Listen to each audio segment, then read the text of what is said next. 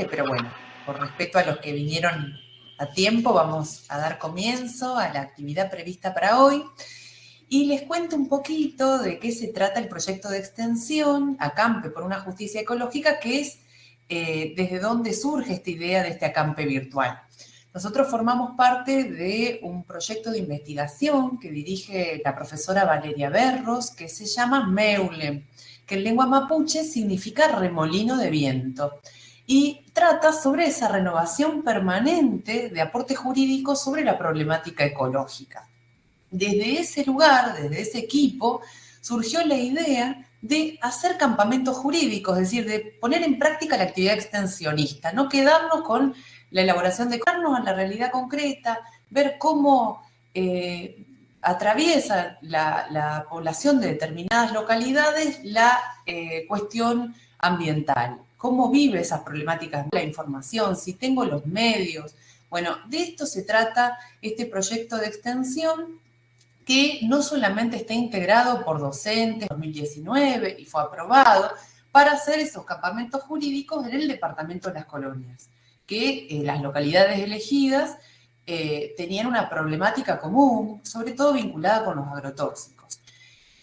Como referentes del lugar, nos contactamos y forman parte del proyecto que ahora está finalizando la Asociación de Medicina Rural, con su referente Arturo Serrano, la Sociedad Médica del Departamento de las Colonias, el Instituto de los Colonizadores, cuya directora es Vanina Cherry. Y bueno, en un trabajo conjunto de las ONG que participan del proyecto y las personas físicas que lo integramos, pudimos lograr este acampe. Después vino la pandemia y las expectativas tuvieron que postergarse, los proyectos, porque, bueno, no pudimos desarrollar las actividades propuestas, pero sí, en septiembre del 2019 tuvimos la experiencia en Santo Domingo. Nos fuimos todos para allá en combi, en una Traffic, porque el acampe es acampe de verdad. Y nos prestaron un lugar para estar, para dormir, el doctor Hugo Vidart en la Escuela Agrotécnica. Allí estuvimos todos, toda una noche, una jornada, y hicimos un relevamiento de encuestas en hogares, casa por casa, tocando timbre, hablando con la gente sobre la problemática ambiental del lugar. Primero si era percibida como un problema, determinadas situaciones, y luego qué alternativas ellos veían, a dónde acudían ante una cuestión relacionada con el ambiente. Después de todo un día de hacer este relevamiento en hogares, pasamos al día siguiente a una merienda por el ambiente en la plaza del pueblo. Vieron que en las localidades pequeñas siempre la gente, los vecinos se juntan los domingos en la plaza. Así que bueno, ahí estuvimos con esa merienda por el ambiente, donde se hizo una radio abierta, juegos para chicos, y se escuchó las distintas visiones que tenían los que se acercaron a esta mateada respecto de la situación ambiental del lugar y de pueblos aledaños. Y se planteó el protocolo, es decir, qué hacer ante un caso de fumigación. La experiencia fue muy rica, teníamos pensado volver, retomar el contacto con la gente del lugar, pero bueno, justo vino la pandemia y quedará para futuro, seguramente porque el proyecto se va a reeditar y vamos a seguir trabajando de manera colectiva. Ahora no robo más protagonismo y le voy a ceder la palabra a la doctora Natalia Barrilis, que va a hacer la presentación de los dos invitados que tenemos para escuchar hoy. Bueno, gracias Vir, bienvenidas y bienvenidos. La idea del acampe virtual que estamos realizando hoy tiene un poco que ver con el objetivo que nos planteamos como espacio de acercar a la comunidad a las instituciones que intervienen en las distintas cuestiones vinculadas a las fumigaciones, específicamente los procedimientos por faltas administrativas y por delitos penales. Para eso invitamos a dos abogados, uno de ellos es el doctor Martín Torres, quien es abogado egresado de la Facultad de Ciencias Jurídicas y Sociales de la Universidad Nacional del Litoral, Es especialista en Derecho Procesal Penal y doctorando en Derecho de la misma Casa de Estudios. Es docente de Derecho Penal y Procesal Penal de la Facultad de Derecho y Ciencia Política de la Universidad Católica de Santa Fe. Asimismo, es docente invitado de la licenciatura en Criminología y Seguridad Ciudadana de la Facultad de Ciencias Jurídicas y Sociales de la UNL y de la Escuela de Capacitación del Ministerio Público de la Acusación de la provincia de Santa Fe. Por último, es fiscal adjunto de la Unidad Fiscal Especial de Homicidios del Ministerio Público de la Acusación, Fiscalía Regional número 1 desde el año 2018. Por otra parte, invitamos también al doctor Cristian Padula. Es abogado y escribano egresado de la Universidad Nacional de Rosario. Obtuvo el título de mediador en el Colegio de Abogados de Rosario y cursó y estudió la especialización en Derecho Administrativo en la misma universidad. Es jefe del Departamento Jurídico de la Subdirección General de Agricultura y Sanidad Vegetal, dependiente de la Secretaría de Agroalimentos del Ministerio de Producción, Ciencia y Tecnología de la provincia de Santa Fe. A ambos les queremos extender nuestro más grande agradecimiento por estar hoy, porque sabemos que los dos están con un montón de cuestiones laborales y a veces hacerse un espacio para participar de este tipo de actividades es un esfuerzo, pero les agradecemos un montón porque realmente nos parece fundamental para poder brindar algunas herramientas que tienen que ver con la información a todas las personas que tienen o que viven estas situaciones o que tienen algunas inquietudes en relación a la aplicación de agrotóxicos. Así que bienvenidos los dos. La dinámica de la exposición va a ser la siguiente. Vamos a comenzar con el doctor Martín Torres, después va a seguir el doctor Cristian Padula, y una vez que ellos finalicen, vamos a dar la palabra para las personas que tengan algunas preguntas en concreto. Lo que les vamos a pedir es que a medida que vayan queriendo hacer uso de la palabra, se anoten en el chat de este Meet. Tienen ahí el recuadrito para iniciar la conversación. Les vamos a pedir que pongan nombre y localidad a la que pertenecen. Entonces, dos personas de la organización, que son Gretel y Sofía, van a estar haciendo un listado de personas para ir dándoles la palabra a medida que vayan transcurriendo las preguntas. Y así, bueno, la idea sería que podamos un poco después conversar sobre inquietudes puntuales que tengan. Sin más introducción que esta, le doy la palabra a Martín. Martín, te vuelvo a agradecer enormemente la presencia hoy. Humildemente, es un honor que disfruto y que me parece súper interesante en miras a poder proporcionar las herramientas necesarias a la sociedad en su conjunto de a poco y cada uno de su posición, de su lugar, que puedan justamente hacer valer esta tutela efectiva del derecho humano a un ambiente sano y lógicamente, y en consecuencia también los derechos de la naturaleza que se encuentran íntimamente conectados entre sí. Un poco en consonancia con lo difundido a la hora de pensar en el acampe, se ha comunicado la propuesta en miras a considerar el acceso a la justicia ambiental y ecológica, y creo que desde mi perspectiva como penalista o procesal penalista voy a dar algunas pautas orientadoras respecto de lo que establece, regula y norma de alguna manera el Código Procesal Penal de la provincia de Santa Fe y, lógicamente, en comunión con lo que establece al menos el protocolo, lo que han comunicado desde Meulem. Es así que tenemos que partir desde el inicio, básicamente, y de qué se trata, de una denuncia, cuándo vamos a acercarnos a hacer una denuncia, y esto, más allá de las preguntas que luego puedan surgir, me pareció interesante ir desde lo más básico a contestar cuestiones que por ahí la sociedad no sabe o no tiene a la hora de pensar en anoticiar sobre un hecho que pudiera eventualmente encuadrar en un delito o en una falta dentro de lo que es el ex código de falta, actualmente Código de Convivencias, hasta qué punto puede o debe denunciar, si hay o no formalidades. Por eso me pareció útil empezar desde ese punto.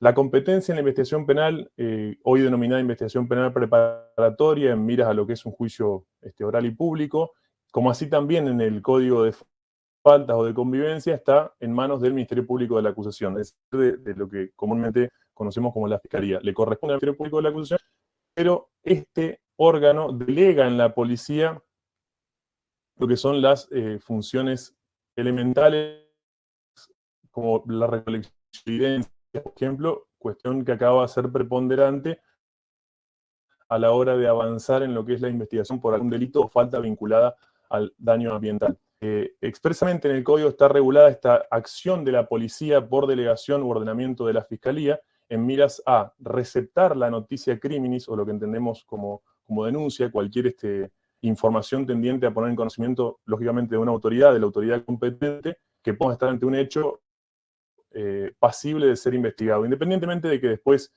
se pueda subsumir en un delito o en una falta, o eventualmente se desestime por no tratarse de ninguno de ellos. Que pensemos básicamente que podemos estar ante un hecho que lógicamente no conozcamos, digamos, qué implicancias o qué efectos puede tener este hecho, que nos parezca a simple vista irregular y tengamos la necesidad de someterlo al control y al análisis de una autoridad.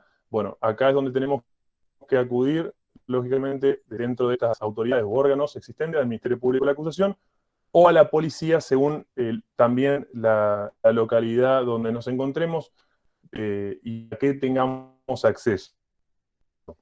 Se ha dicho, Virgi comenzó la exposición dando cuenta de que la CAMPE tuvo sus orígenes en el departamento de Las Colonias. Acá la unidad fiscal especial, o la unidad fiscal del departamento de Las Colonias, se encuentra en la sede de la ciudad de Esperanza. No obstante lo cual, cada localidad tiene sus dependencias, sean estas comisarías, subcomisarías, destacamentos. Me tocó cumplir funciones ahí, previo a mi fiscal como secretario de gestión de la colonia, y dependencias policiales que se encuentran en el interior del departamento están en permanente contacto con la unidad fiscal de Las Colonias.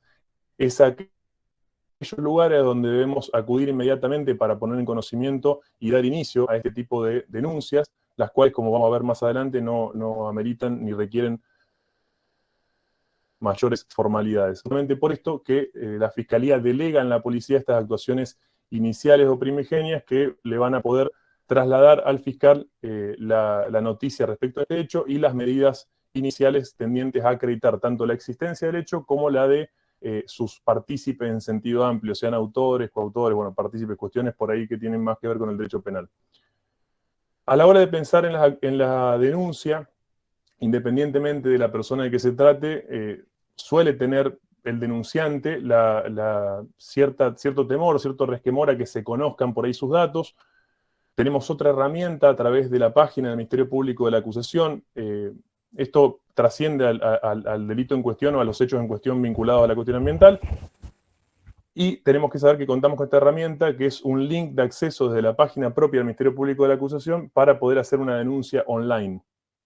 Esto obedecerá, por supuesto, a la celeridad con la que entendamos como potenciales denunciantes que debe ser atendida esta cuestión, porque nos veremos ante la posibilidad de acudir tanto a la página del Ministerio Público como asimismo a la dependencia policial, como lo digo, a los fines de poner en conocimiento de la autoridad este hecho que será luego evaluado. Rige, en principio, la reserva de las actuaciones, por ende, la persona que vaya a denunciar un hecho de este tipo, una fumigación, por ejemplo, que es de lo que se ha hablado en el marco de esta reunión, no debe tener ningún reparo ni temor tampoco de que se conozca ese tipo de hecho por otras personas, dado que en principio, y hasta que se pueda avanzar con la investigación, está garantizada de alguna manera esa reserva de la investigación para toda persona que no sea parte en ese proceso. Es decir, esta persona va a dar esas herramientas iniciales para que el fiscal, con delegación en la policía eventualmente, pueda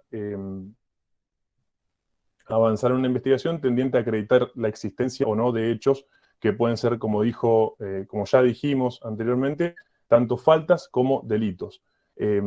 Hay ciertas cuestiones que deberá tener en cuenta el personal policial a la hora de hacer constar en las actas, teniendo en miras lo que son los actos irreproducibles o definitivos, constar debidamente y bajo ciertas formalidades, tanto la fecha, la hora, los intervinientes, firmas de los funcionarios que tuvieran actuación en ese caso concreto, la mención a cualquier dato útil que pueda llegar a ser a la investigación y a la acreditación de la existencia del hecho, como de los partícipes en el mismo, todas cuestiones que van a facilitar luego el avance para acreditar estas proposiciones fácticas, como las denominamos.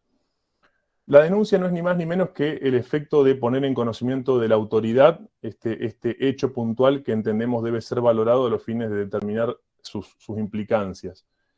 existe en el Código Procesal de la Provincia de Santa Fe la facultad de denunciar y el deber de denunciar. La facultad por parte de toda persona, todo integrante de la sociedad en su conjunto que tenga conocimiento de un delito perseguible de oficio, esto es, de los delitos de acción penal pública. La gran mayoría de los delitos regulados en el Código Penal y en leyes especiales son delitos perseguibles de oficio. Pueden denunciarlo ante el Ministerio Público Fiscal o ante las autoridades policiales. Y asimismo hay el personal policial, esto sí debo aclararlo porque también incluso se ha comunicado dentro de la propuesta la hipótesis de que el personal policial se niegue a tomar la denuncia. Por supuesto que esto puede pasar efectivamente. En realidad no deberían negarse a tomar ninguna denuncia porque tampoco ellos, el personal policial, debe evaluar, al menos no a los fines de descartar el caso, el hecho, las implicancias que tenga y las posibles consecuencias jurídicas que revista el hecho en sí mismo. En caso de negarse a tomar la denuncia el personal policial, podría estar incurriendo al menos en 2 delitos. Un delito regulado en el artículo 248 del Código Penal, que es el abuso de autoridad y violación de los deberes de funcionario público, que básicamente consiste en una serie de actos u omisiones. En este caso puntual sería una omisión de cumplir con un mandato específico que la ley le asigna, le confiere, y estaría incurriendo al negarse a tomar la denuncia en un delito en sí mismo. Y por otro lado, otro de los delitos en el que podría perfectamente estar incurriendo cualquier personal policial que se negare a tomar la denuncia es el incumplimiento del deber de promover la acción y represión, así lo ha denominado la doctrina, es el delito regulado en el artículo 274, que habla, bueno, del funcionario público que, faltando a la obligación de su cargo, tiene que ver también con esta posibilidad de la policía o el personal policial negarse a tomar la denuncia. Por eso es que tenemos que ser, de alguna manera, insistir ante esta hipótesis de que alguien dentro de esta esfera del Ministerio de Seguridad, con funciones específicas de policía, se niegue a receptarnos la denuncia y, por supuesto, hacer valer este derecho, que es una herramienta esencial de lo que es el acceso a la justicia. Hay también una regulación expresa de lo que es la denuncia obligatoria, que tiene que ver con la obligación de denunciar por parte de los funcionarios o empleados públicos que conocieran los hechos que podrían llegar a constituirse como delito en función del ejercicio del cargo que les ha conferido la ley, digamos, o la función que cumplen, o bueno, en el caso de los profesionales de la salud, cuando se tratara de delitos contra la vida o la integridad corporal de las personas. En cualquiera de estos 2 casos podemos estar ante distintas hipótesis que nucleen o que contengan o contemplen los casos o los delitos que aquí estamos hablando, siempre en el marco de fumigaciones. Más adelante lo veremos, o no sé si forma parte de la exposición, pero los delitos de lesiones o los delitos de contaminación del ambiente, los delitos contra la salud pública, y por supuesto también el homicidio en el caso del artículo 84, el homicidio culposo e imprudente, en el artículo 84 del Código Penal. La denuncia, esto más allá de lo que cualquier persona tiende a hacer, no reviste mayores formalidades, puede hacerse en forma escrita, en forma verbal, personalmente o a través de algún mandatario especial. En este caso, en el caso del mandatario especial, lo que establece el código es que deberá presentarse con el poder respectivo. ¿A qué quiero hacer alusión con esto? A que más allá de las formas, no hay ninguna restricción o algún requisito o mayores formalidades para poner en conocimiento de la autoridad, lo cual facilita aún más el cumplimiento de la autoridad y, en consecuencia, como contracara, la no negación por parte de la autoridad competente en receptar o recibir la denuncia.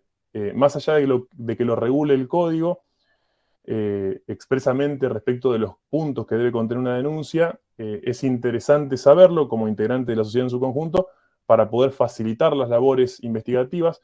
La denuncia tiene que tener como contenido una relación circunstanciada de los hechos que pretendemos poner en conocimiento de la autoridad, como así también los protagonistas de estos hechos. El código habla de autores, cómplices o instigadores, son términos propios de lo que es la participación criminal en sentido amplio.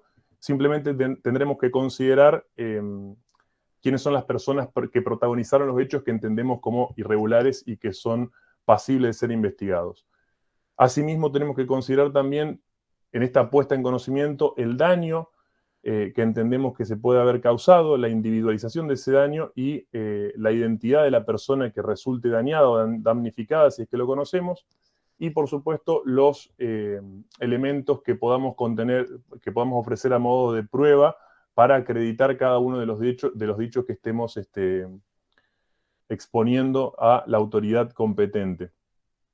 También nos da cuenta el Código Procesal Penal de la calificación legal que a criterio del denunciante correspondiera. Esto lógicamente no tiene necesariamente que formar parte de la denuncia, pero por supuesto podrá tenerse en consideración si hay una apreciación por parte de algún particular que entienda que ese hecho puede incurrir en alguna calificación legal específica, siempre que estemos, por ejemplo, ante un denunciante que conozca de derecho, que sea o no abogado, procurador o cualquier profesión que lo traiga hacia el conocimiento específico de alguna calificación legal. Esto, por supuesto, que facilitará también la labor investigativa.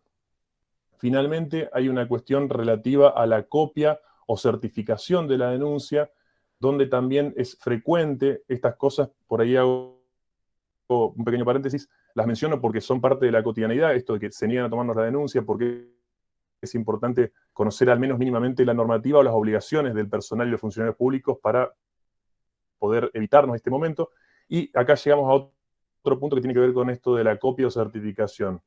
Una vez que hicimos la denuncia, que pudimos formularla ante la autoridad competente, podemos perfectamente solicitar una copia de la denuncia que hemos hecho o una certificación, una constancia de la presentación que hemos hecho denunciando un hecho concreto con la fecha y todos los datos que hemos aportado ante la autoridad competente.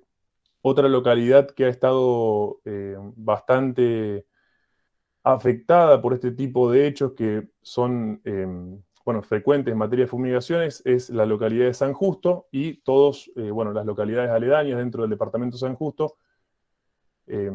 Hay una sede fiscal y el resto de las localidades están en permanente contacto con la Fiscalía de San Justo, permitiendo de esta forma tener un acercamiento bastante próximo para poder, lógicamente, evaluar cualquier hecho que sea puesto en conocimiento de la autoridad y que permita un avance en una investigación a los fines de aclarar si se trata de un delito, de una falta o de un hecho desestimable en principio.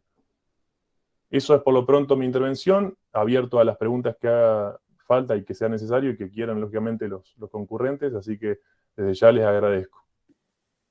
Bueno, muchas gracias Martín. Si están de acuerdo, vamos a darle la palabra al doctor Padula, que nos va a hablar, como para completar un poco la exposición del doctor Torres, respecto del procedimiento administrativo, en lo que refiere a la competencia del Ministerio de Producción y específicamente de la Subdirección de Sanidad Vegetal. Cristian, bienvenido, muchas gracias y te doy la palabra. Hola, buenas tardes, ¿me escuchan bien? Bueno, buenas tardes, muchas gracias por la invitación. Bueno, no sé si la mayoría a lo mejor no me conoce, pero bueno, yo la conozco a Natalia porque hemos concursado juntos en el Ministerio de Producción y bueno, ha tenido la deferencia de invitarme para un poco hablar del tema de cómo es el procedimiento administrativo a nivel del Ministerio en base a lo que regula la Ley 11.273, que es la Ley Provincial de Fitosanitarios, y su decreto reglamentario el 552 del año 97. No sé si se puede pasar una filmina de alguna presentación. Sí, ¿querés pasármela por WhatsApp y se la reenvío a la... No la puedo presentar yo desde acá. No, porque la tiene Sí, que podés presentar. Tengo el ¿Sí? permiso habilitado. Sí. Perdón, no dije nada. Yo es para hacer un par de aclaraciones y ir guiándome. Dale. Bueno, Cristian, te dejo con Gretel, que es la que se encarga de toda esta cuestión tecnológica que a mí me excede. Bueno, yo acá tengo, dice presentar. No sé si apretando ahí ya lo puedo hacer. Sí. A ver, vamos a ver.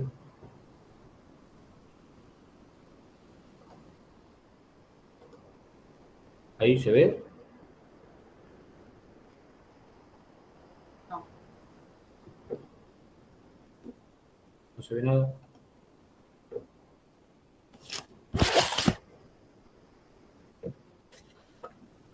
¿No se ve? Bueno, si no... Por ahora no.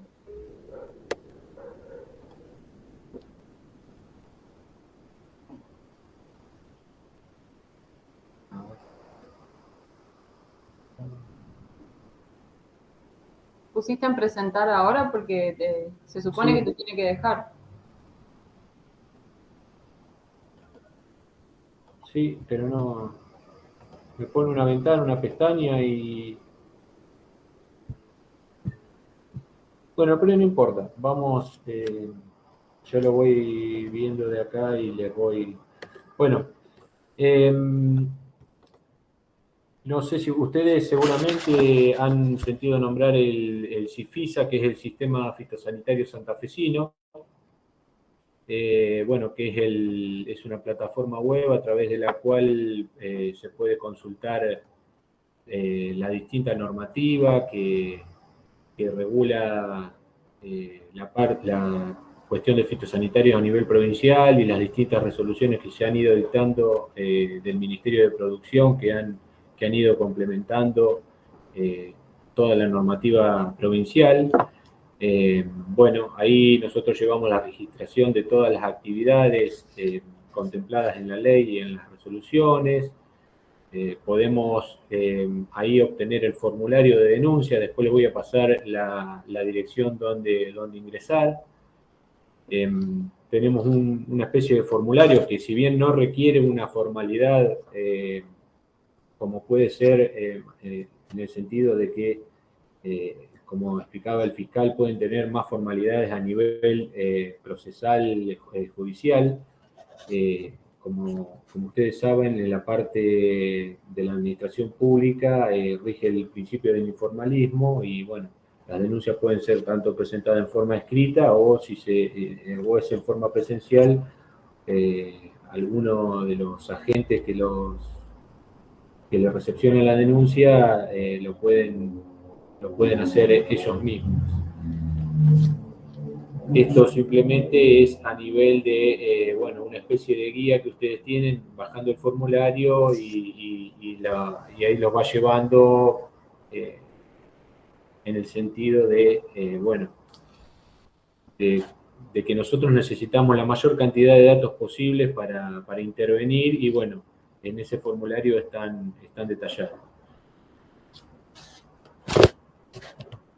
Bueno, el Ministerio de la Producción es el organismo de aplicación de toda esta normativa, es decir, organismo de aplicación a través de la Subdirección General de Agricultura y Sanidad Vegetal, que es que tiene la obligación de llevar los registros de todas las actividades contempladas, ejercer la fiscalización y el control, y también la ley nos impone la obligación de capacitar y difundir toda esta normativa.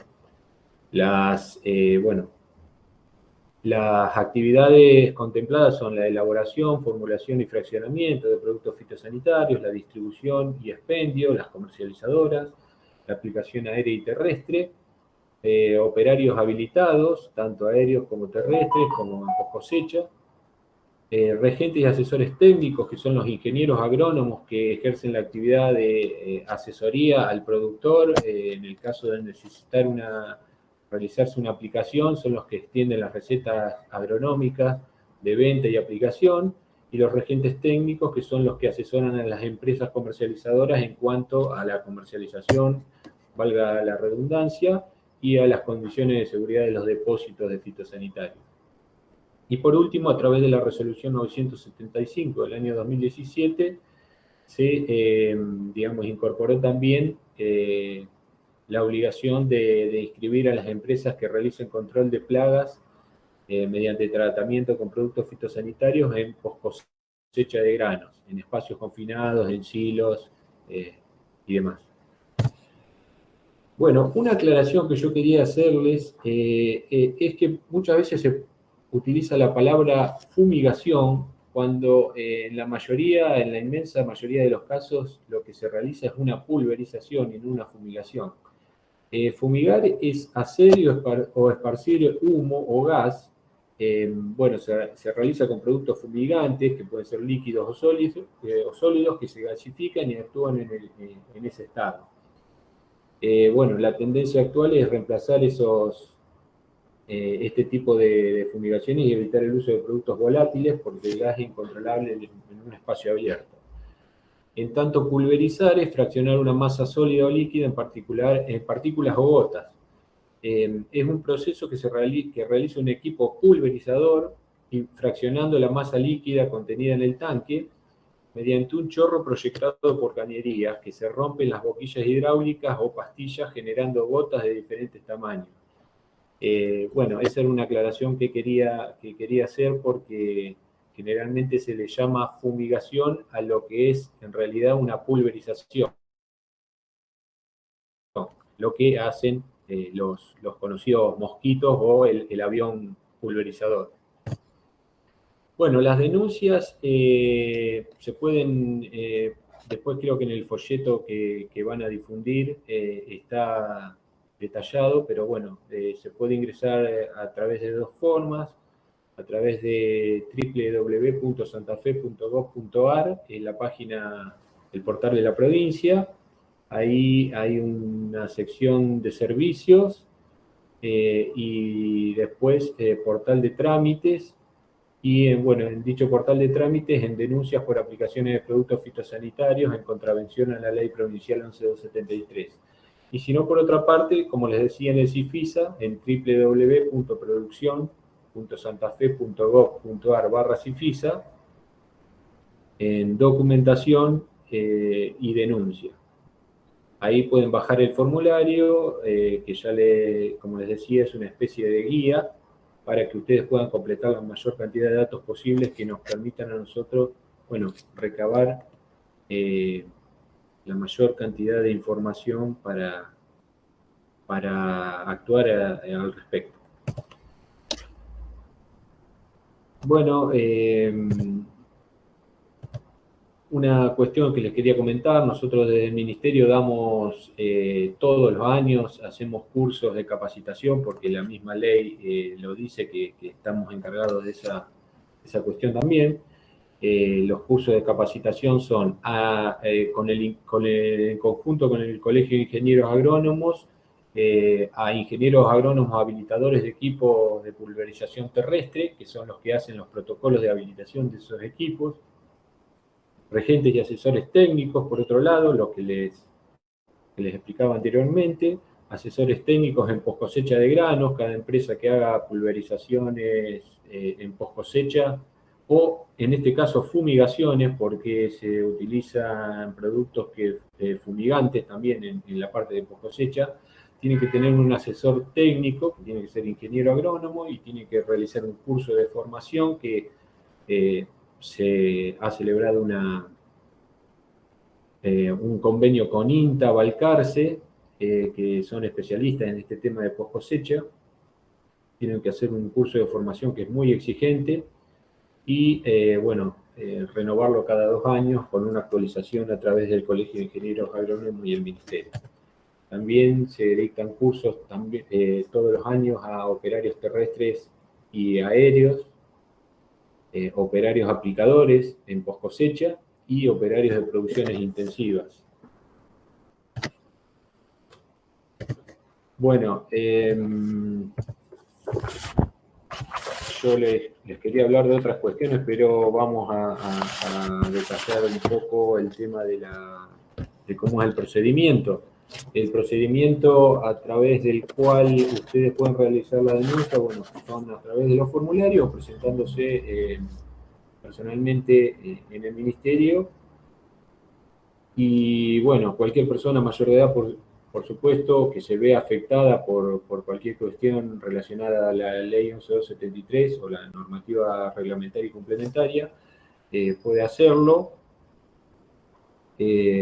Por supuesto, como les decía, rige el principio del informalismo, no hay ningún tipo de formalidad. Si quieren presentar ustedes un escrito, pueden llevarlo ya impreso o se pueden presentar personalmente y hacerla verbalmente.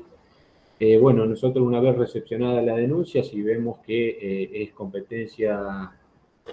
tenemos competencia en la materia, bueno, intervenimos, ya sea a través, si tenemos la información suficiente, directamente nosotros extendemos los pedidos de descargo al supuesto infractor. Se le da un plazo de 10 días hábiles para que conteste, ejerza su derecho de defensa y presente la prueba correspondiente.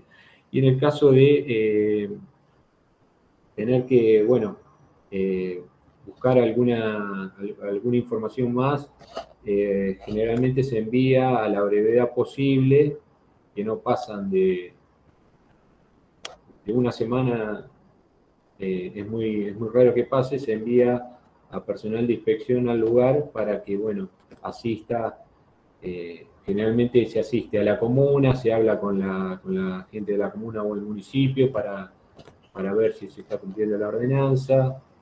Bueno, por supuesto se va a entrevistar al denunciante y si se puede ubicar al denunciado y demás. Bueno, una vez que se produce el descargo, bueno, se toma, si hay que producir algún tipo de prueba, se lo hace. Muchas veces tenemos que recurrir al Servicio Meteorológico Nacional para pedir datos sobre las condiciones de aplicación y demás. Bueno, se reúnen las pruebas necesarias, se produce esa prueba y bueno, se llega a una resolución que puede ser una sanción, una infracción por multa o una eventual inhabilitación, o si no, bueno, muchas veces se da que se han cumplido lo que establece la normativa y esa causa se desestima y va a archivo, y se le notifica tanto al denunciante como a la parte denunciada. No sé si hay alguna otra cuestión que me quedó pendiente, pero bueno, también quedo sujeto a preguntas de las que quieran realizar para Bueno, no buenísimo. hacerlo más largo. Gracias, Cristian. Bueno, invitamos a que se anoten si quieren hacer uso de la palabra en el chat o si quieren directamente activar la cámara y el micrófono. Un poco como para abrir el debate, trasladarles algunas experiencias que nosotros hemos tenido como organización. Yo soy miembro de Capibara, aparte de integrante del proyecto de investigación Meulen. Y por ahí las situaciones que hemos recibido es de gente que frente a una fumigación, o bueno, con la aclaración que vos hiciste, Cristian, una pulverización, lo primero que hace es ir a la policía y a lo mejor eso no encuadra en un delito penal, sino que es una transgresión a la normativa de fitosanitarios, bueno, de la ley provincial. Es como muy complicado por ahí para las personas que no provienen de la rama del derecho poder distinguir o poder hacer esa diferenciación, y pasa un poco lo que decías vos, Martín, a lo mejor van a denunciar que no se está respetando una distancia y a la policía no les toman la denuncia porque no es materia penal.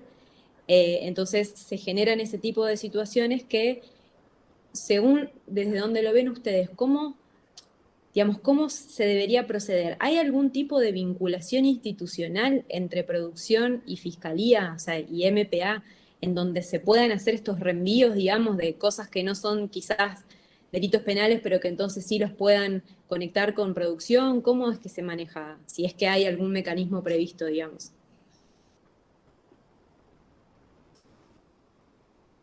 Que yo sepa, no hay ninguna cuestión, digamos, ningún convenio ni nada en ese sentido.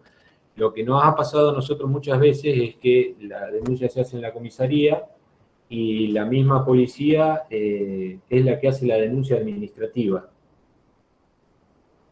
Nos llega la parte administrativa, y si no, muchas veces, bueno, eso también me olvidé de aclararlo, recibimos los requerimientos de Fiscalía. Cuando Fiscalía generalmente tiene una denuncia e interviene, nos pide los antecedentes, si hemos intervenido administrativamente y a qué resolución llegamos. Pero en el caso de que Fiscalía considere que no es un delito penal, no, que yo recuerde, no hemos tenido ninguna notificación al respecto. Claro. Igualmente, que se haga la denuncia en la policía o en fiscalía, eso no obsta que se pueda hacer también la denuncia a nivel administrativo, porque son dos carriles totalmente independientes. Fiscalía no tiene nada que ver con la parte administrativa nuestra, que somos parte del Poder Ejecutivo, y son dos compartimientos estancos, por supuesto.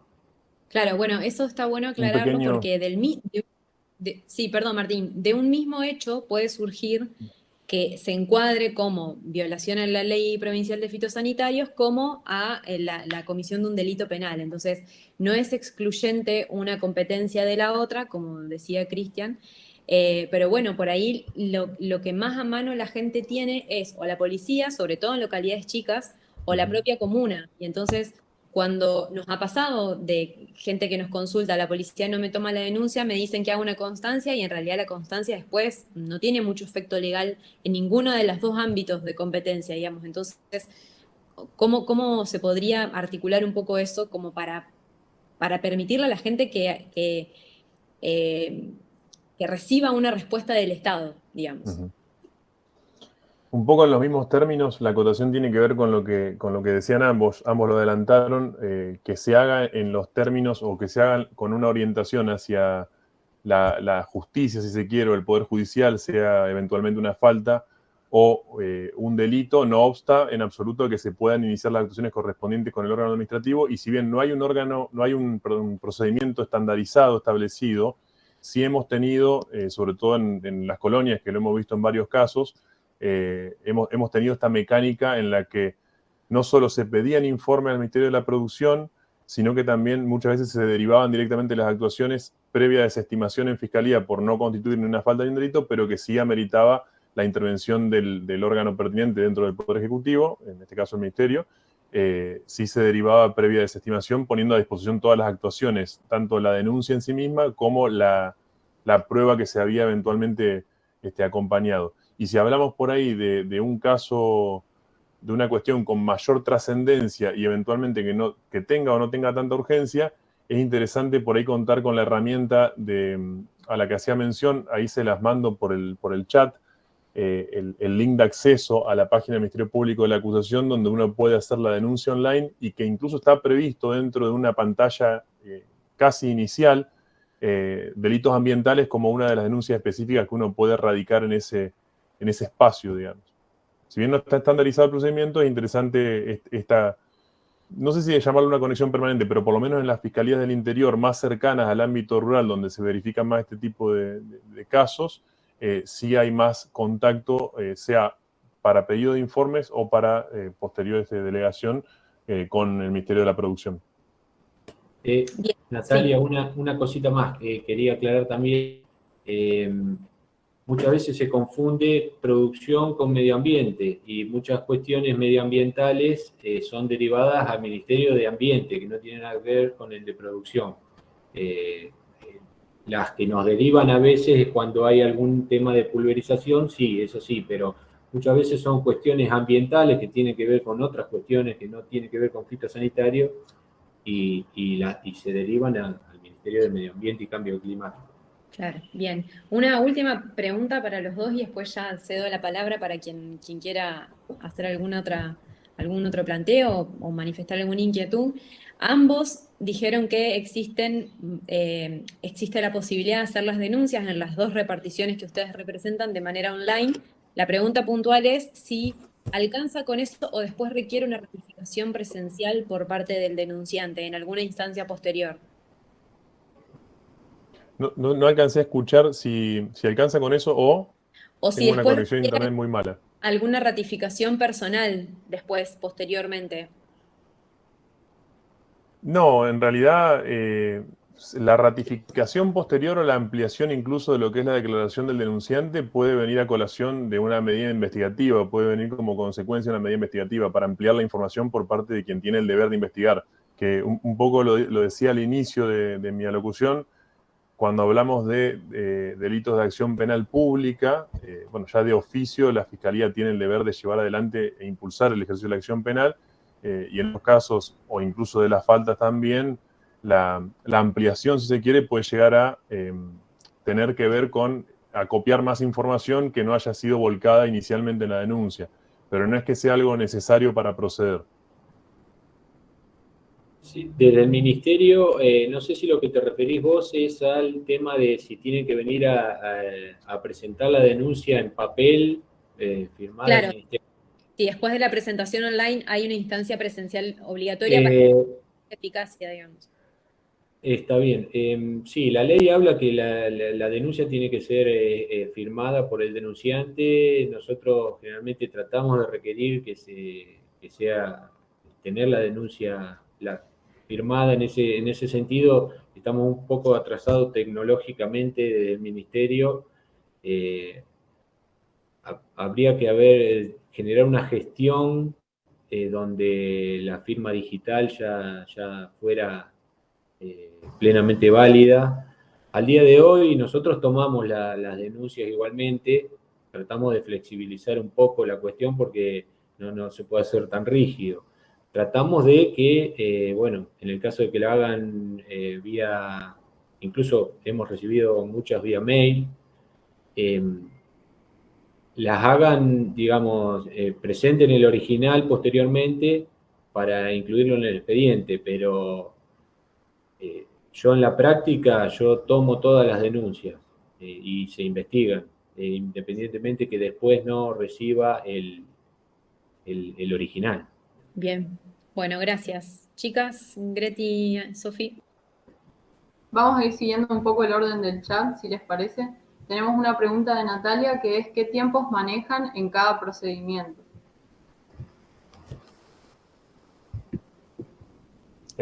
¿Por el administrativo o en la cuestión, digamos, judicial? ¿O en general? Me parece que en general pregunta. No sé, Natalia, si querés tomar la palabra. Perdón, sí, no puedo estar con cámara porque estoy sin batería, mil disculpas. Yo, en realidad, digamos, cuando estaba hablando Cristian, pensaba en el procedimiento, en realidad pensaba en lo administrativo, que eh, suele ser algo lento, entonces, al ser estos casos, me replanteé en qué tiempo se manejan desde que se inicia la denuncia. Sí, eso, Natalia, tiene que ver mucho con el tipo de denuncia que sea y, digamos, la complejidad que tenga. En eso se ha avanzado bastante, se está actuando, digamos, está mejorando los tiempos, los plazos en ese sentido. Antes demoraba mucho más. Yo ahora me hago cargo personalmente de casi todo el procedimiento. Hay poco personal, eso sí, hay poca eh, materia humana tengo que reconocerlo, es bastante inquisitivo el procedimiento en ese sentido porque yo intervengo en casi todas las etapas del procedimiento administrativo. Eh, pero no te puedo dar un plazo exacto, pero se están resolviendo cuestiones dentro del mismo año de la denuncia, no es que pasan 4 o 5 años, ¿no? Eso ya, por ahí alguna denuncia ha quedado del año 2019, pero atento a la complejidad y el tema de la pandemia y demás, pero se están resolviendo bastante rápido. Ya sea, Gracias, Cristian, gracias. ya sea por la sanción o por, digamos, el archivo. Por eso que haya una denuncia no quiere decir que siempre vaya a haber una sanción.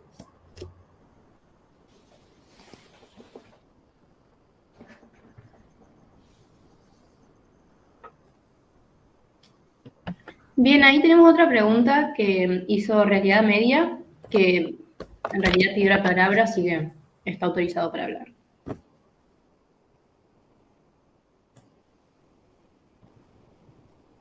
Hola, ¿me escuchan ahí? ¿Sí? ¿Se escucha? Hola. Sí, se escucha. ¿Se escucha bien? Sí, bueno, en primer lugar, muchas gracias por la oportunidad de permitirnos tomar contacto con los funcionarios. Felicito a Capibara por la iniciativa, para nosotros muy importante. Desde el año 2014, 2015 en adelante venimos denunciando fumigaciones ilegales en el sector frutihortícola en la localidad de Arroyo Leyes. Han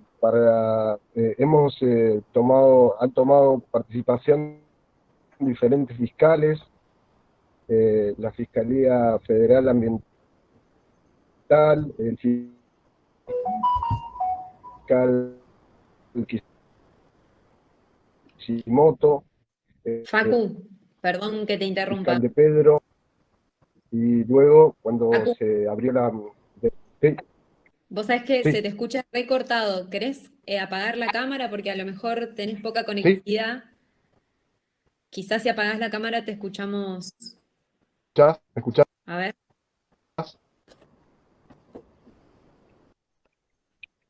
Sí, sí.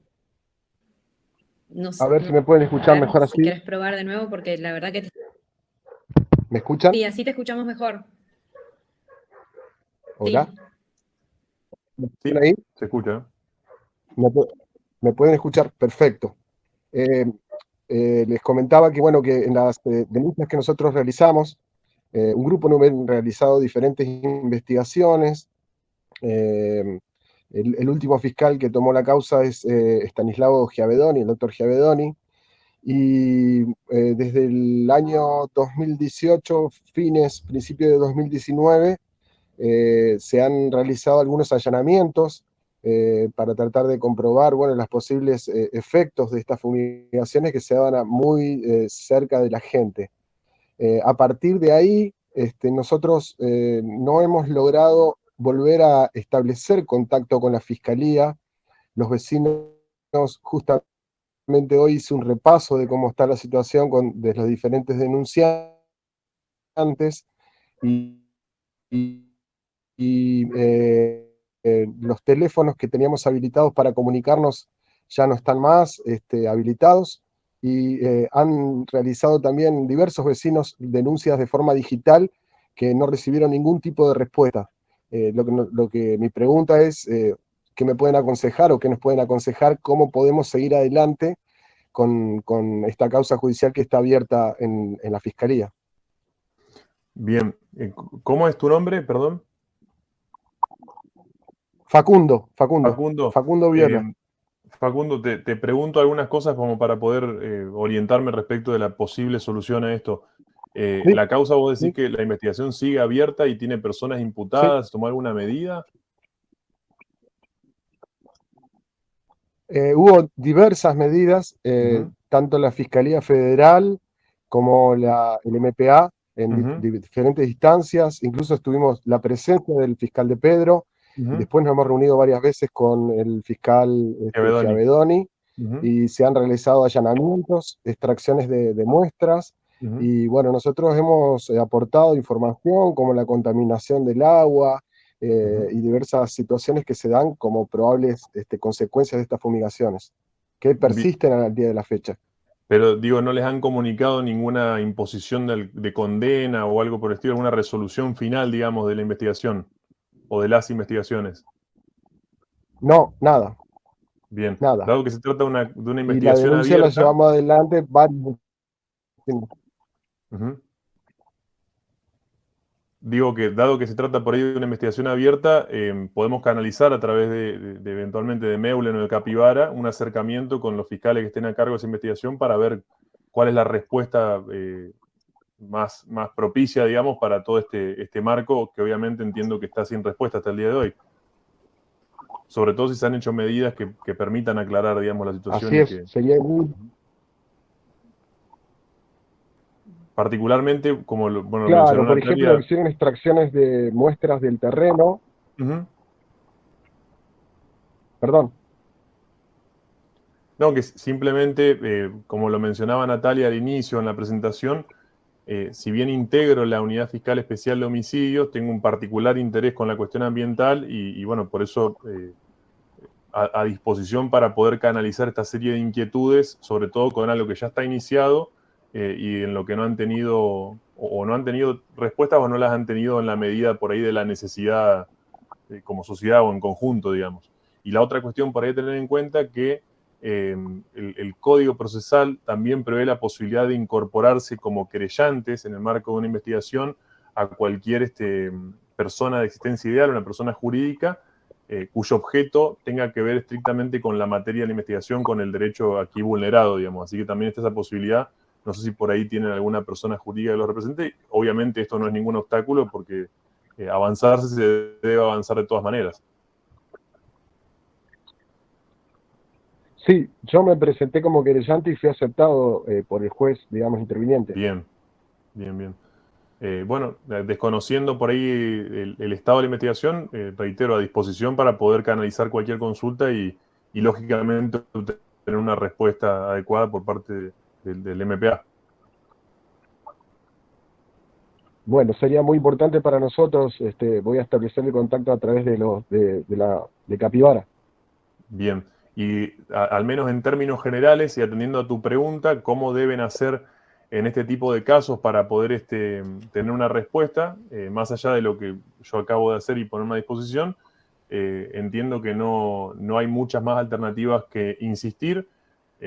Los fiscales integrantes del Ministerio Público, sea a nivel provincial o sea a nivel nacional, tenemos la obligación de impulsar en las investigaciones penales de los delitos de acción pública, como bueno, me referí ya en un par de oportunidades, con lo cual ante la existencia de un delito o eventualmente de una acción que pueda subsumirse dentro de un delito, tenemos la obligación legal de llevarlo adelante en cuanto a investigación para acreditar si existe o no y si hay o no responsable. Así que hay que insistir, digamos.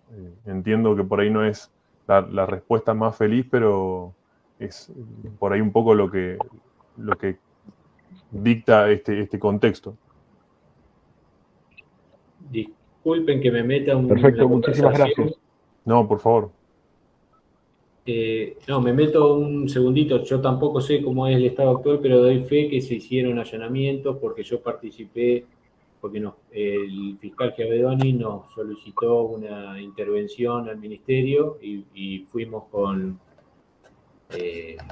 partícipes de ese allanamiento. Se labraron actas administrativas, por supuesto, y se han tomado muestras tanto de productos como de tierra, como decía Facundo.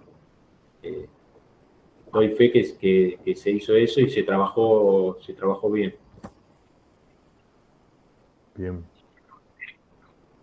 El tema es que los vecinos no recibieron ningún tipo de información acerca, incluso de extracción de sangre que se realizó sobre algunos niños que estaban expuestos y siguen estando expuestos directamente a estas fumigaciones.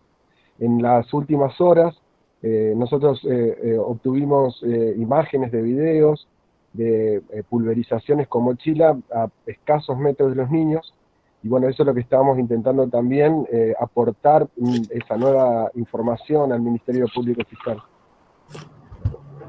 Está bien. Bueno, reitero esta Bueno, posibilidad muchas gracias a ambos. de ponerme a disposición, así podemos canalizar la consulta y obviamente la llegada de la información a ustedes, los interesados. Gracias. No, por favor. Bueno, muchas gracias por las respuestas. Esperamos que te hayan servido, Facundo. Están muy buenos estos intercambios así cara a cara para sacarse todas las dudas. Ahora le damos la palabra a Teresa, Sí. si estás por ahí, que la habías pedido en el chat. Sí. Hola, buenas tardes. Bueno, primero, muchas gracias por las exposiciones. Y mi interés era que, bueno, considerando que ya hace un cuarto de siglo que la provincia de Santa Fe está siendo fumigada, tiene cada vez mayor superficie con cultivos transgénicos y está fumigado, pulverizada, como dijeron recién. Me interesaba saber si se llevan estadísticas sobre las denuncias de vecinos y vecinas de la provincia, cuántas tuvieron resultado, ¿no es cierto?, que se sigue el proceso, o cuántas son desestimadas, es decir, si pudieran agregar un poquito esa información. En realidad, yo ahora números no tengo, eso tendría que solicitarlo por una solicitud de un pedido de información pública y tendría que meterme en el sistema y ver cuántas denuncias hubo por año y qué resolución tuvieron, pero en este momento el número exacto no lo tengo. Cristian, vos decís que en el sistema están registradas esas cosas y se podría acceder a través de un pedido por el 692. Claro, el decreto de pedido Bien, bueno. de acceso a la información pública. Si tuviera algún dato ahora certero, no quiero tirar un número por tirar, porque la verdad que no tengo un número para decirles anualmente qué cantidad de denuncias que hay, un promedio o cuál tuvo resolución de sanción y cuál se archivó.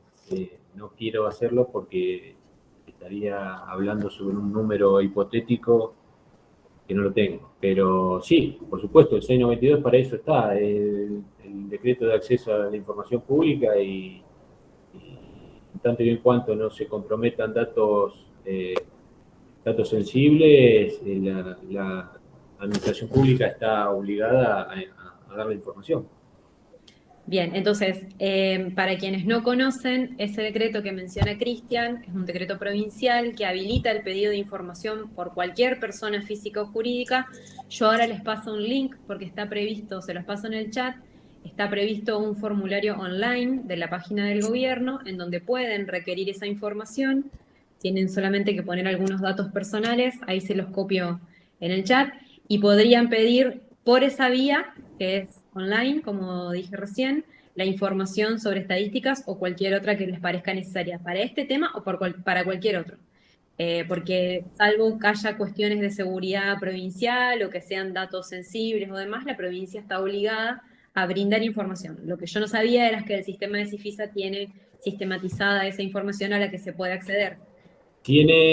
Nosotros vamos cargando las denuncias, después, bueno, habría que meterse en el sistema y ver qué cantidad de denuncias hubo durante tal año y qué resolución tuvo. A lo mejor no te lo tira automáticamente, pero bueno, haciendo una investigación en el sistema se puede llegar a dar algún número. Bien, genial. Bueno, ¿cómo se compatibiliza la denuncia al Ministerio Público Fiscal, a este otro organismo del Ministerio de la Producción, a la policía, etcétera? ¿Son cosas independientes todas? Exactamente. Nosotros si vemos que puede llegar a haber algún delito en el medio, podemos remitir la información al Ministerio Público Fiscal, como el Ministerio Público Fiscal, si recibe una denuncia que desestiman como un delito y consideran que se está infringiendo alguna normativa provincial de fitosanitarios, nos remite las actuaciones a nosotros para que intervengamos. Igualmente, como les decía antes, hacer la denuncia ante la policía o en la misma fiscalía o en el Ministerio Público de la Acusación no es un obstáculo para que ustedes puedan hacer la denuncia en el Ministerio de Producción por una falta administrativa. En Fiscalía se va a investigar si hubo existencia de delitos y nosotros vamos a investigar si hubo una falta administrativa a la ley provincial de fitosanitario. Pero son dos cuestiones independientes y usted puede hacer la denuncia en un lado como en el otro. Bien, muchas gracias. No hay ningún inconveniente. Pensando en la pregunta de Teresa recién y en lo que decía Cristian, un poco, no sé si quedó claro y si no refuerzo en este momento, lo que establece el 263 del Código Procesal Penal Provincial, no, lo dije sin decir el artículo, es el deber de denunciar de todo aquel funcionario público que tomare conocimiento de esta irregularidad o este hecho por su función o a partir de su función. Acá se da justamente el caso, y justamente me parece el concepto es de articulación, que personal del Ministerio de la Producción, sean empleados, funcionarios y demás, tomaran conocimiento de algún hecho que incluso transgreda la mera falta administrativa y pueda constituirse como un delito. Acá sí, lógicamente, les impone el deber de poner en conocimiento del Ministerio Público Fiscal o de la acusación para que se continúe en esta vía judicializada, digamos, la investigación correspondiente. Muchas gracias. No, por favor.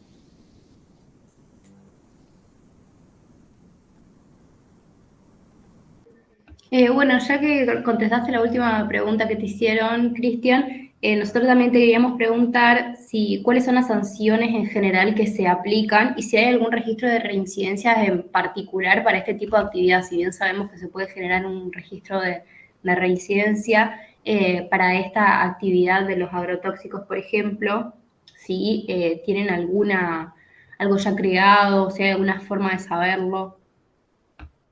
Mirá, nosotros nos manejamos, bueno, generalmente las sanciones que se imponen son multas, eventuales inhabilitaciones, bueno, si interviene algún ingeniero agrónomo que, bueno, se impuso una sanción, también lo que solemos hacer es informar al Tribunal de Ética del Colegio de Ingenieros.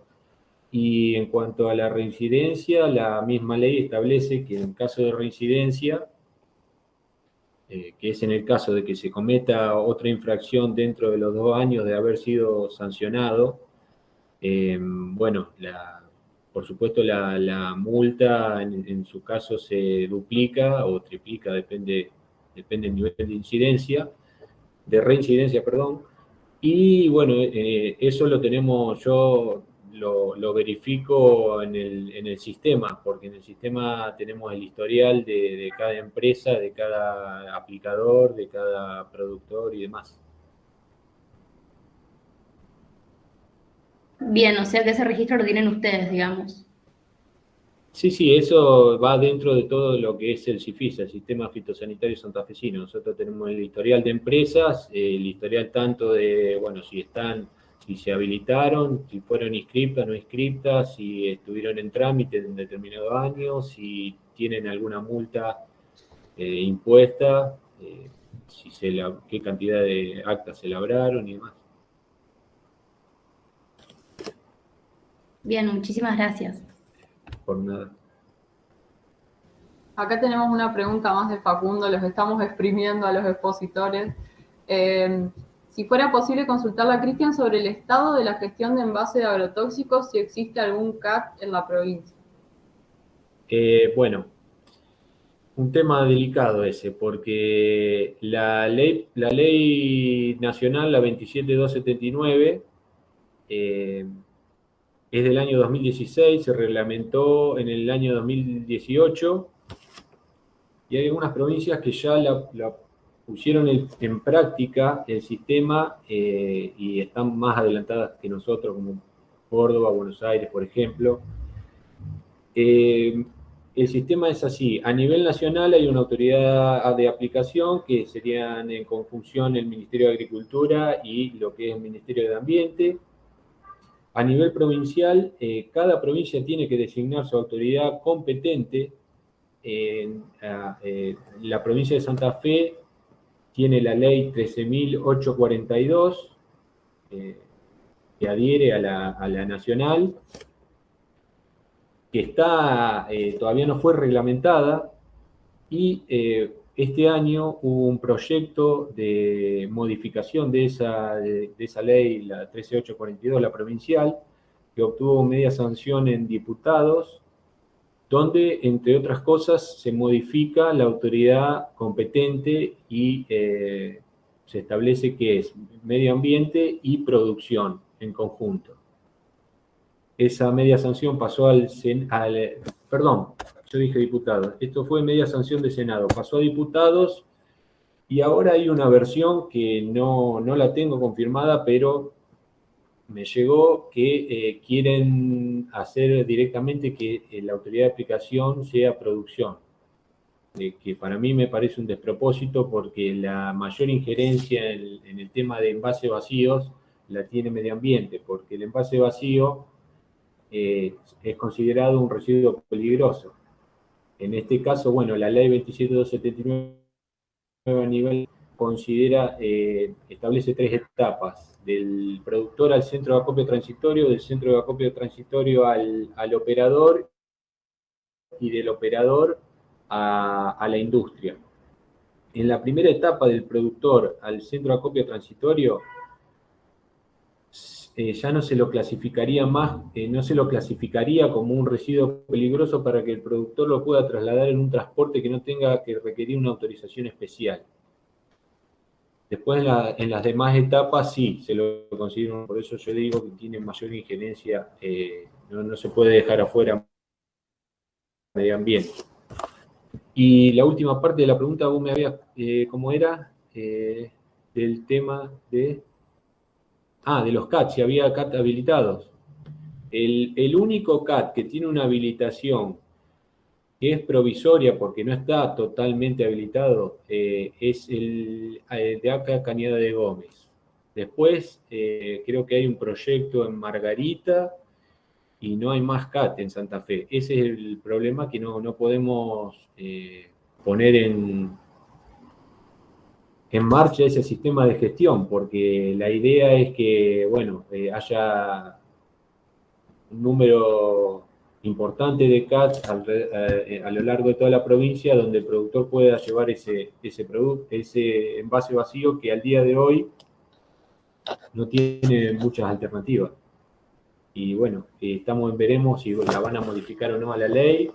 Y el otro día casualmente tuvimos una reunión con gente de medio ambiente donde ellos tienen un proyecto de resolución, ni siquiera de decreto reglamentario, para ver si se puede salir y tratar de acelerar un poco este tema, pero como veo cómo está la ley, no sé qué va a pasar. Claro, yo agrego a lo que dice Cristian, porque estuve también trabajando un poco sobre ese tema, que bueno, tenemos un conflicto normativo, porque las disposiciones de la ley nacional son obligatorias para todas las provincias, pero la ley, algunas terminologías y demás que se contradicen, por eso se está propiciando la modificación de la ley provincial para adaptarla a la ley nacional, un poco en línea con lo que decía Cristian, para sustraer el transporte de los envases del régimen de residuos peligrosos. Pero aparte de eso, hay otra cuestión, que es que conforme a la ley nacional, los registrantes, que son quienes generan los envases, las empresas que generan los envases, son las encargadas de presentarle a la autoridad de aplicación, que hoy por hoy es el Ministerio de Ambiente, un plan de gestión integral. Entonces, faltaría ese paso previo, porque dentro del plan de gestión integral de envases es que se mete la función del CAT. Es decir, la función del CAT es un eslabón dentro del proceso de gestión, pero ese proceso de gestión tiene que ser primero aprobado por la autoridad de aplicación y todavía eso no se hizo.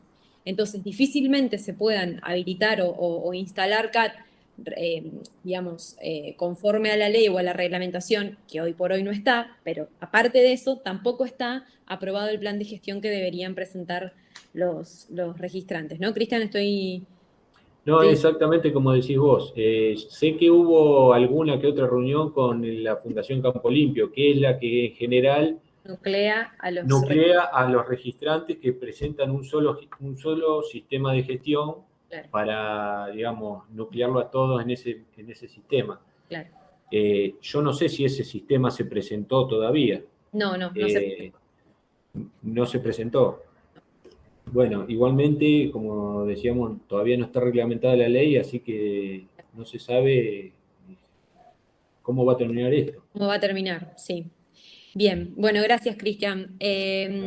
Invitamos a si alguien más quiere pedir la palabra, que lo hagan, no hay ningún inconveniente. Yo aprovecho para preguntarles a los dos una cosa a cada uno que me parecen importantes. Martín, algo un poco más desde la cuestión penal sustancial, digamos, que tiene que ver con qué criterio vos como fiscal, si te tocara un caso, definís si por ejemplo, una pulverización o una fumigación es un delito contra el ambiente, o por ejemplo, si provocó la lesión de una persona, una afectación de la salud o el fallecimiento, lo encuadrás como un homicidio o como un delito de lesiones, por ejemplo. ¿De qué depende ese encuadre?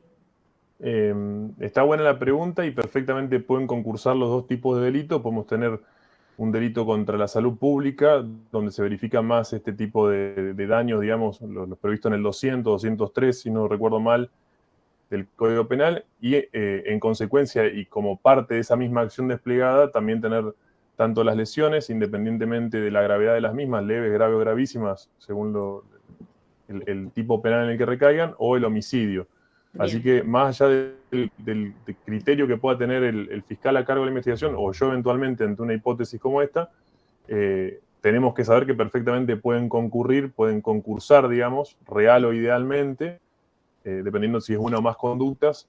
Así que un poco bajo estas reglas es que vamos a medir si se trata de uno o más hechos y de uno o más bienes jurídicos vulnerados, digamos, del derecho penal sustancial.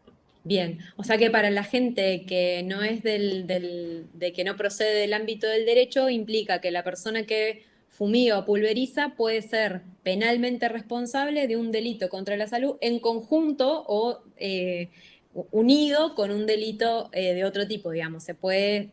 Efectivamente. bien, Y lo que es interesante por ahí a la hora de abordar una investigación, esto suelo insistir al menos de mi perspectiva personal porque me ha resultado no suprimir ninguna hipótesis.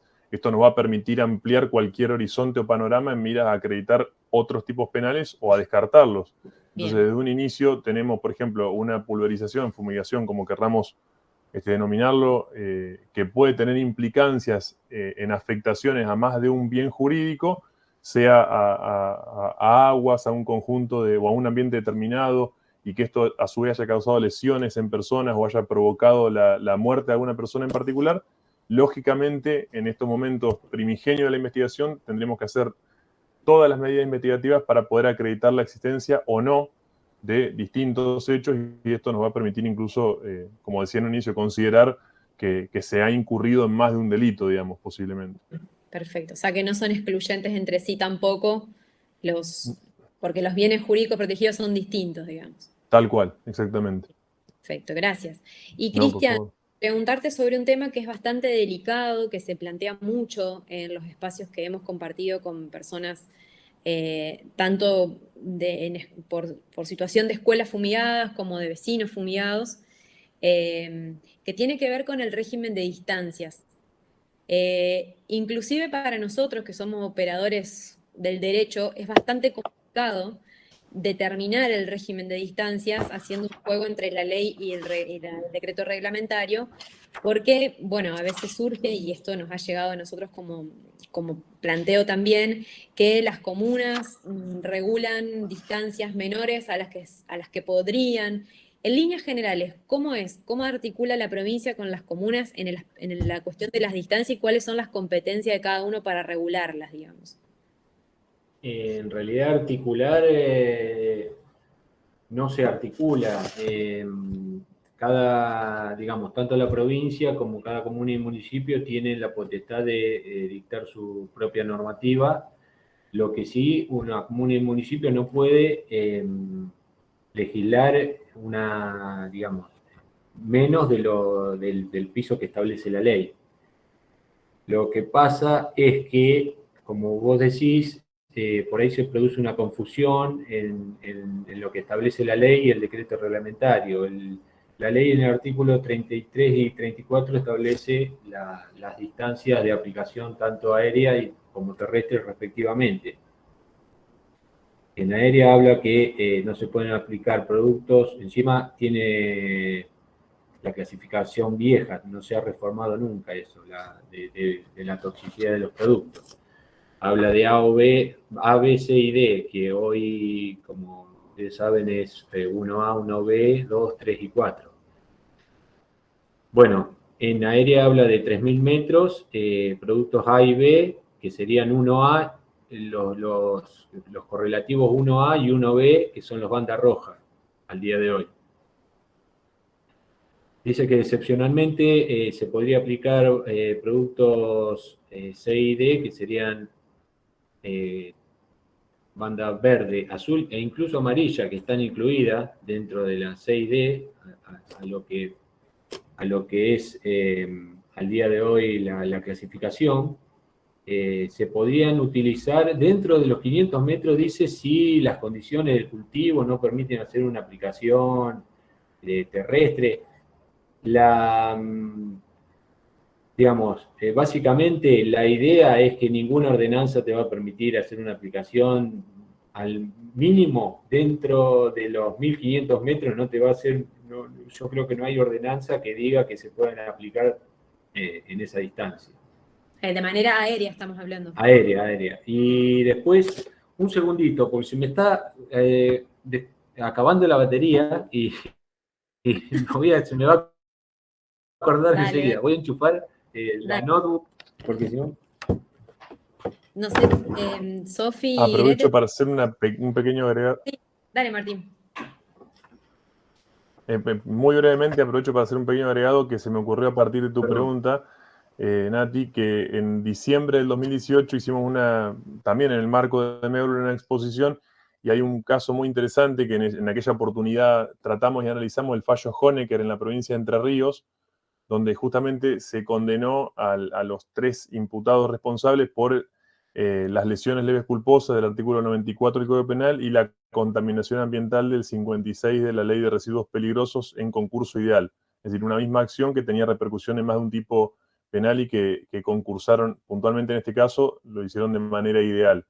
Así que por ahí el que le interese también la información, obviamente a disposición. Genial, gracias Martín. Te escuchamos, Cristian. Está silenciado. Perdón. Ahí está. A nivel terrestre, dice que, bueno, productos C y D se pueden aplicar dentro de los 500 metros y productos banda roja fuera de los 500 metros. Después el artículo 51 habla de la aplicación aérea, que dice que las excepciones de las aplicaciones aéreas no podrán producirse cuando en las inmediaciones de los lugares de aplicar existan centros educativos, recreación, habitacionales y demás. Y el 53 habla de las excepciones de la aplicación terrestre, pero el artículo 33 no habla de excepciones. El que habla, el 34 de aplicación terrestre no habla de excepciones, cosa que sí hace el 33. Por eso de ahí viene la confusión. Lo que en principio establece la ley provincial es que aplicaciones terrestres, productos banda verde, azul y amarilla se pueden hacer dentro de los 500 metros. Y los productos banda roja a partir de los 500. Después, como les decía, el 53 te dice que las excepciones establecidas para la aplicación terrestre, que no establece una excepción del artículo 34, también en las inmediaciones no se podrían aplicar esas excepciones cuando en las inmediaciones exista alguno de estos centros habitacionales, educativos o de recreación. Y ahí se produce la confusión, que es toda una materia de interpretación, porque te habla de excepciones que no están establecidas en el artículo de la ley. Claro, pero entonces, dentro de los 500 metros se podrían utilizar todos los productos menos lo de banda roja, en principio. Sí, que en realidad eso porque yo una vez tuve, por un tema de una denuncia, hice la consulta al SENASA y ellos me hicieron todo un desarrollo de cómo quedaron las categorías luego del año 2009, creo que se modificaron. El producto banda verde antes no existía y en la categoría C y D quedaron incluidos el rojo, el azul y el amarillo. Y bueno, se comprende el verde también. Claro. Y el producto A y B, que era anterior, quedó dividido en 1A y 1B, que son las dos categorías de banda roja. Pero entonces, como para hacer una síntesis, en cuanto a esos lugares o puntos sensibles que vos decís, centros de salud, de recreación, escuelas y demás, ¿cuál es el piso mínimo de protección que todas las comunas y municipios deberían respetar en cuanto a distancia? ¿Existe eso en la normativa provincial? Hay una cuestión de interpretación, porque en aplicación terrestre, al no establecer una excepción, dice que se puede aplicar. O sea que en principio no hay. Por eso los municipios... En principio no habría. Igualmente, nosotros hacemos, digamos, no hemos tenido casos que se han aplicado en escuelas. Bueno, en escuelas sí hemos tenido casos que se han aplicado, algún que otro caso que se ha aplicado con los chicos incluso en el recreo, que claro, se ha sancionado. Pero es todo materia interpretativa. Bien, pero entonces el criterio hoy es de producción como autoridad de aplicación, digamos. ¿Cuál sería? El criterio que es en principio, en la vereda de enfrente de una escuela, por ejemplo. Por eso digo, en principio la aplicación dentro de los 500 metros, producto banda, yo digo azul, verde y azul. La amarilla lo dejaría en costado. Ujú. En principio. Y si hay alguna de esas situaciones que hay una escuela rural, por supuesto que esos casos se contemplan. Se Sería contempla una barba, por el sería tipo de una bien jurídico protegido, digamos, exactamente, más que por exactamente. cuestión normativa puntual. Claro, exactamente. La interpretación es favorable digamos, en este caso, a la escuela o al barrio o al club que exista en la zona. ¿Aplican o aplicaron en algún caso, ustedes en alguna resolución ministerial, el principio precautorio para fundamentar una decisión de este tipo? Que vos digas, bueno, no tengo normativa, pero... Sí, creo que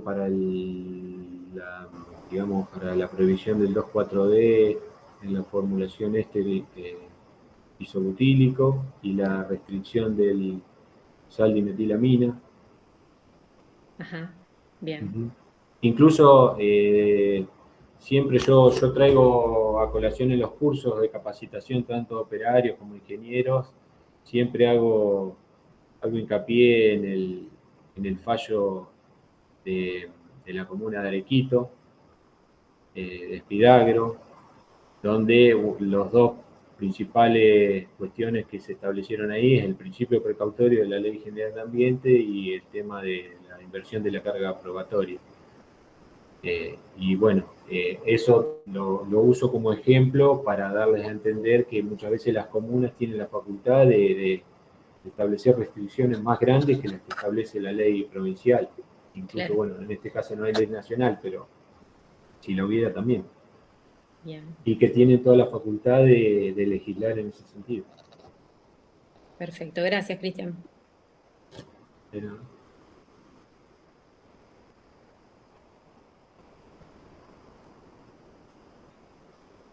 Nati, creo que ya estamos con las preguntas. No sé si alguien más quiere preguntar algo. Bueno, Sí, ¿alguien más quisiera quiere hacer alguna? plantear este tema de la Organización Mundial de la Salud dice que el glifosato podría producir cáncer, ¿verdad? ¿Es así? Y sin embargo está catalogado como banda verde. sí, ya eso ya es una cuestión más técnica, digamos, la que le pone la banda a nivel nacional es el SENASA, que es la Autoridad de Aplicación Nacional, que clasifica, digamos, cada producto, que autoriza y clasifica en base a los estudios presentados por el registrante del producto. Es un posible carcinogénico, creo que es lo que dice la OMS.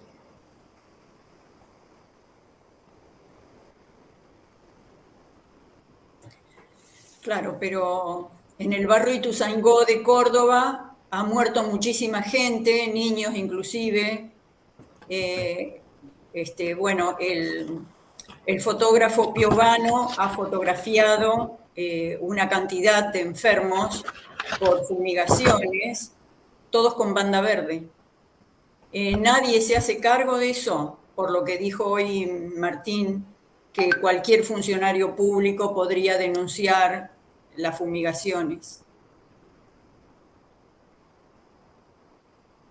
Sí, de hecho, en ese caso, el del barrio Ituzaingó, se encontró culpables tanto al productor agropecuario como a un aeroaplicador. Sí. Hubo un caso famoso, se lo encontró culpable por el delito de contaminación ambiental.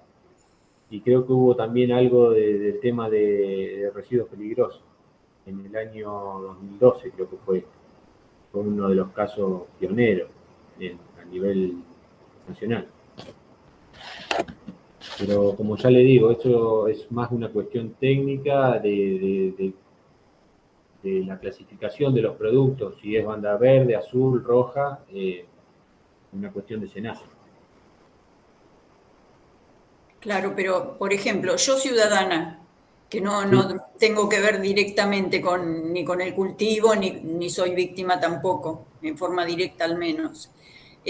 ¿Cómo nos queda defendernos del SENASA, entonces, ¿no es cierto? Porque está autorizando una cosa que a sabiendas es dañino para la salud y para el ambiente. Sí, digamos, nosotros en todos los cursos, lo primero que empezamos diciendo es que todos los productos agroquímicos son potencialmente tóxicos, no hay ninguno que sea inocuo. El tema es digamos, la capacitación, la conciencia, el buen uso de ese producto.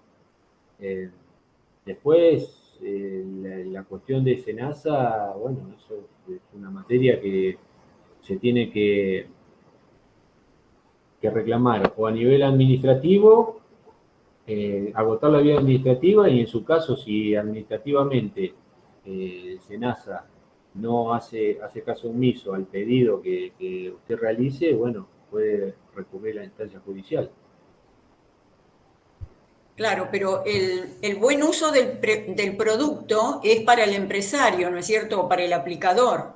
Ahora, la persona que es vecina y que simplemente está sufriendo la fumigación, ¿qué cosa le queda? ¿No es cierto? Si ya denunció una vez, 2 años y le siguen fumigando en la cabeza. Y ahí ya es una cuestión de pruebas, de presentar pruebas y demostrar que, bueno, lo que usted está diciendo, pero bueno, ya excede a lo que a mi parte corresponde, digamos, desde la provincia. Nosotros podemos actuar administrativamente y imponer una sanción administrativa. La cuestión que usted está planteando ya es mucho más compleja, que excede lo que yo le pueda contestar desde este lugar.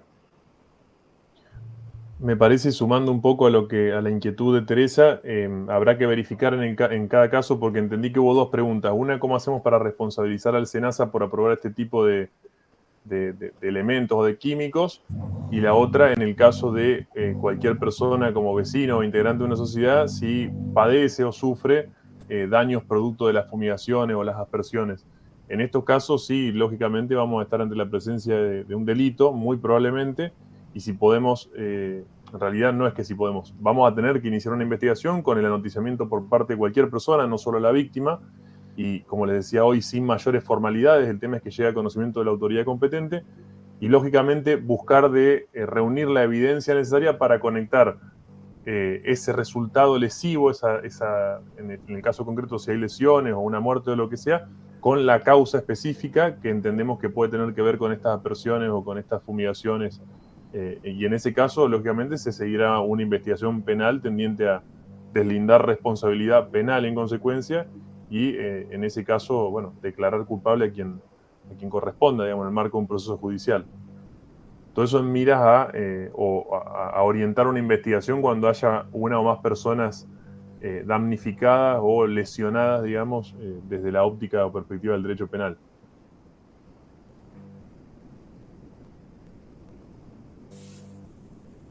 Bueno, gracias.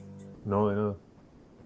Gracias, Tere, por tu intervención. Gustavo, habías pedido la palabra. Si querés, te escuchamos. Sí, gracias. Buenas tardes. Bueno, yo en la localidad de Álvarez, pueblo fumigado.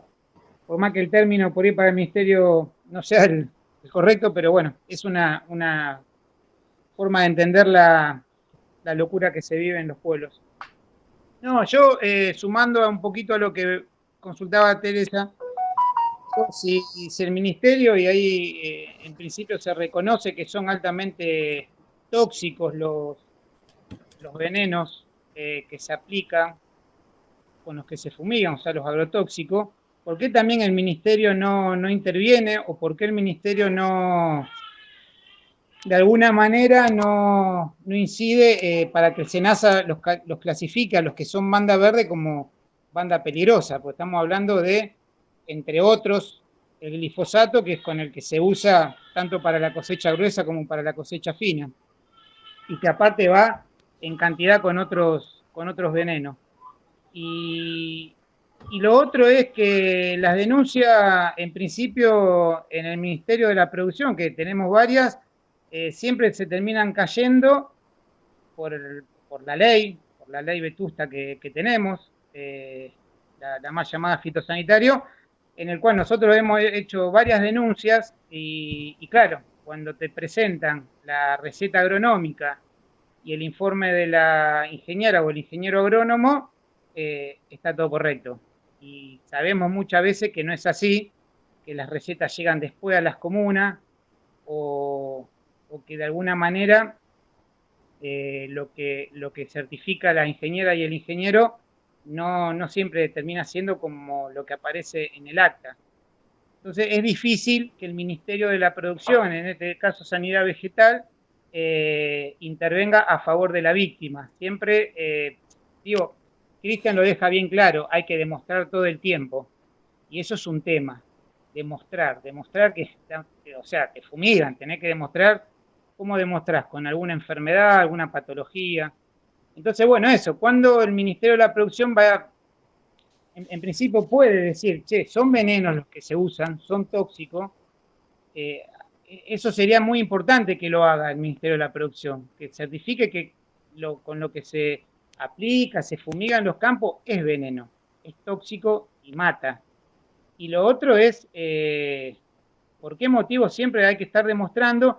Y en el caso que haya algún error, entre comillas, también la culpa siempre termina siendo del que lo aplica y no del control que hace el Ministerio de la Producción. Bueno, no sé si por ahí me extendí un poquito, perdón.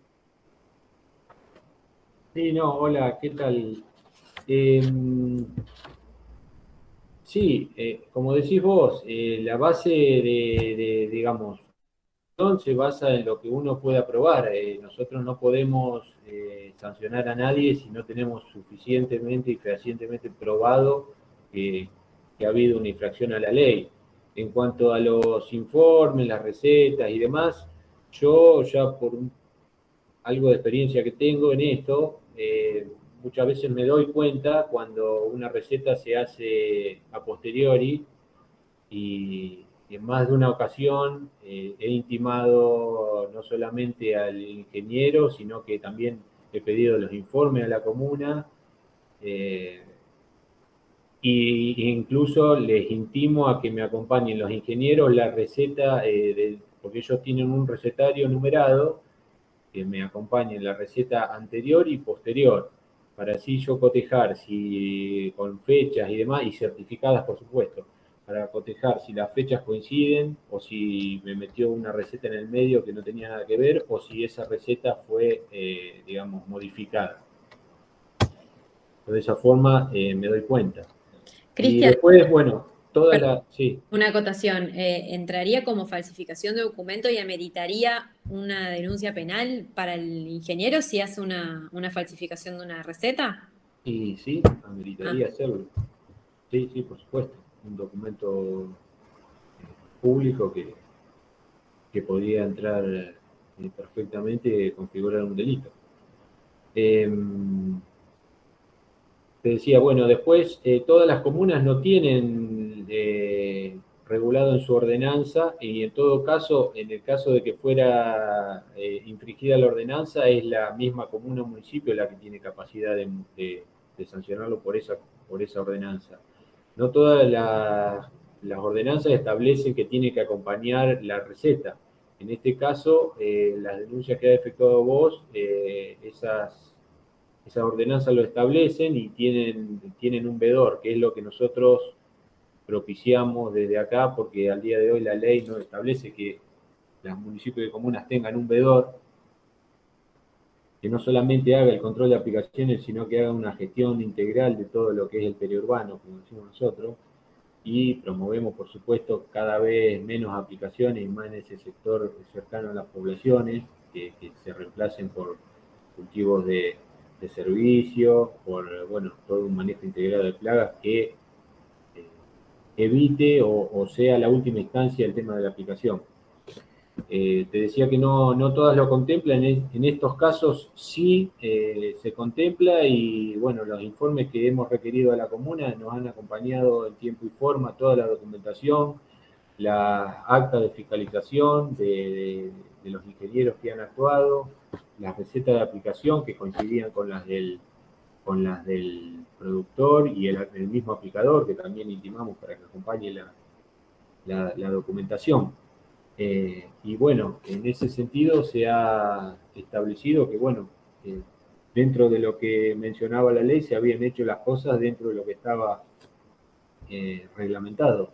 Por eso se han archivado, pero se piden constantemente informes y en el caso de haber una sospecha de que se produjo alguna adulteración, por supuesto que eso se informa, no solamente se informa, como les decía, al Colegio de Ingenieros, sino que también puede ser pasible de una denuncia penal.